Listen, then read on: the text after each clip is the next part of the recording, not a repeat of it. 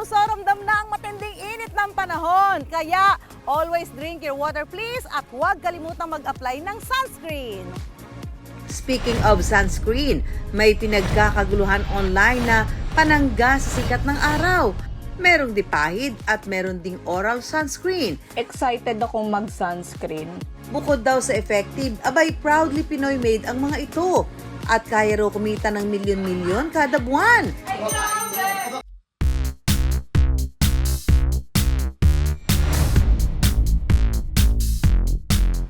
Sa tindi ng sikat ng araw, tila hindi ubra ang papayong-payong lang.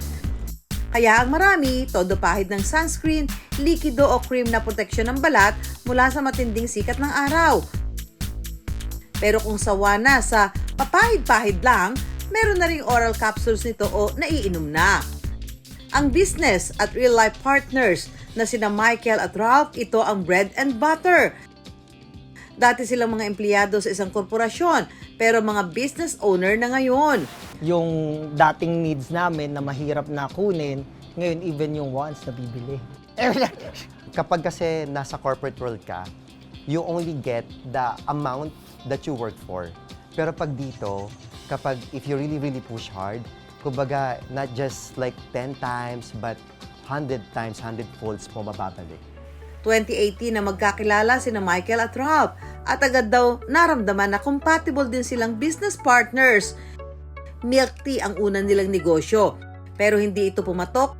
Sa sobrang stress, tinigyawat pa ng malala si Ralph. To the point na ayokong lumabas na din masyado. Totoo yun. Totoo pala yun na nakakawala siya ng self-confidence.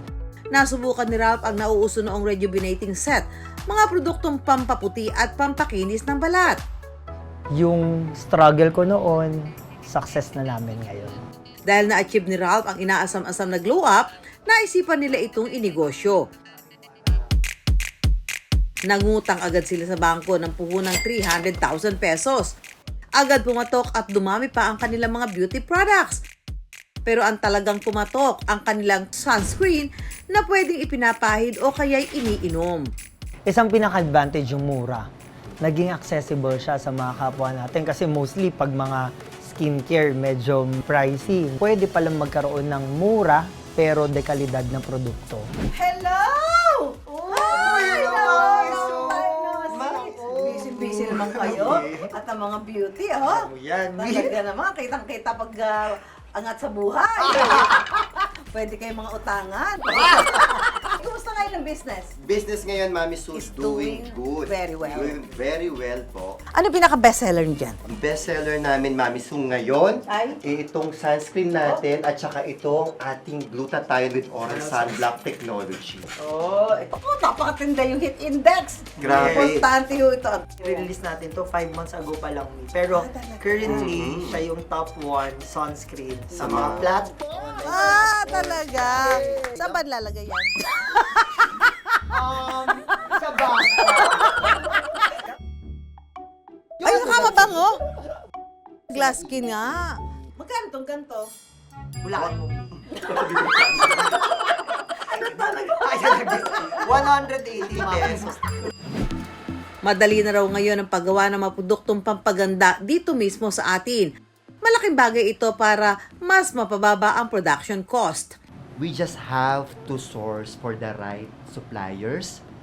We just need to come up with a good process at may marami tayong magagaling na mga manufacturing plants na local based. Nakahanap sina Michael at Rob ng manufacturer sa Las Piñas. Sa capsuling room, demakina na ang paglalagay ng powder mixture sa mga kapsula. Kaya raw makagawa ng kanilang mga makina ng 37,000 capsules kada oras. Ang raw ingredients na gamit daw nila ay mula pa Japan at Korea. We did our research back then, and if not in the Philippines, maybe in Asia or all over the world, first ever glutathione talaga siya with oral sunblock technology. Ang kanilang produkto, aprobado rin daw ng Food and Drug Administration. Sa ganitong business, very important na compliant tayo sa lahat ng mga government-mandated requirements. Yung mga consumer ngayon, in all fairness, napakatatalino. Parang comparing noon sa ngayon, they're very conscious kung yung tinitake at ginagamit nila is talagang safe for consumption, which is good kasi they have enough knowledge sa mga ganyan. Ang bagong produkto nilang topical sunscreen, may tone-up brightening effect na hindi raw nag-iiwan ng white cast sa mukha. Yung difference niya, ma-pink siya. Ma-pink. Para nag-color correct. Naging tisay. Yes. Ikaw naging ewan ko. Tignan mo, kitang-kita mo naman yung bakas. Pak! Pak! Gawang Pinoy. Parang foundation. Dahil tirik na tirik ang araw, mamimigay tayo ng libreng sunscreen. Gusto niyo ba i-try itong bagong produkto nila? Yes. Oo, Ang ang hikari, narinig familiar niyo ba kay to? hikari? Yes po, sa webpage. Wow! Kasi may sinasabi ka, white cast? Oo. Ano yung white cast ba? Yung pag may puti po sa So, ibig sabihin nito, parang kahit ano yung color ng skin mo. Nagtotone adapt siya. Nag-a-adapt siya. May halos 2,000 distributors na raw sina Michael at Rob sa buong mundo. Pero kahit distributorship ang business model nila, hindi pa rin mawawala ang kanilang online presence sa pamamagitan ng live selling.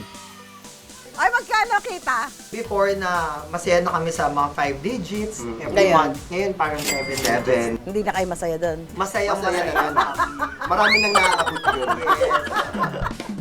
Ibang-iba na raw ang buhay nila ngayon. Kahit sa negosyo, malaki na rin ang ipinagbago. In terms of finances, talagang ang laki ng diferensya noon sa may negosyo ka na ngayon. Nagkaroon kami ng sariling bahay, may pinapatayo tayong warehouse and offices. Napatunayan ni Ralph at Michael na posible palang maging magkasosyo sa negosyo ang magpartner na sa buhay. Napakalaki ng role ng trust. Kasi sa trust na yon iikot lahat.